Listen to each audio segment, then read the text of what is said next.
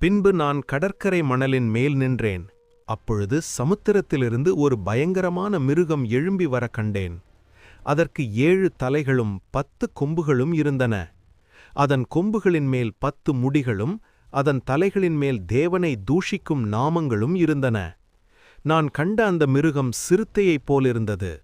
அதன் கால்கள் கரடியின் கால்களைப் போலவும் அதன் வாய் சிங்கத்தின் வாயைப் போலவும் இருந்தது. அப்போது வலு சர்ப்பமானது தனது பலத்தையும் தனது சிங்காசனத்தையும் மிகுந்த அதிகாரத்தையும் அந்த மிருகத்திற்கு கொடுத்தது. அந்த மிருகத்தின் தலைகளில் ஒன்று சாவுக்கேதுவான காயமடைந்தது போல் இருந்தது. ஆனாலும் அந்த மரணக் காயம் ஆறி ஸ்வஸ்தமாகியது.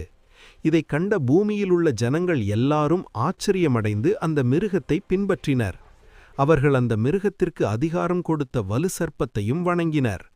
மேலும் மிருகத்திற்கு ஒப்பானவன் யார், அதனோடு யுத்தம் செய்யக்கூடியவன் யார் என்று சொல்லி மிருகத்தையும் வணங்கினர்.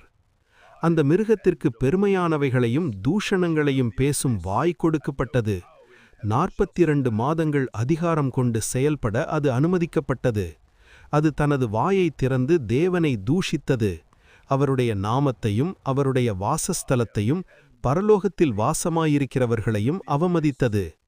மேலும் அது பரிசுத்தவான்களோடு யுத்தம் செய்து அவர்களை ஜெயிக்கும் அதிகாரமும் பெற்றது. ஒவ்வொரு கோத்திரத்தின் மேலும் பாஷைக்காரர் மேலும் ஜாதிகள் மேலும் அதற்கு அதிகாரம் கொடுக்கப்பட்டது.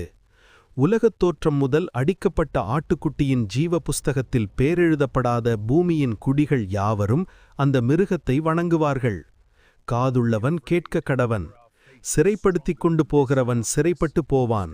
பட்டயத்தினால் கொல்லுகிறவன் பட்டயத்தினால் கொல்லப்படுவான்.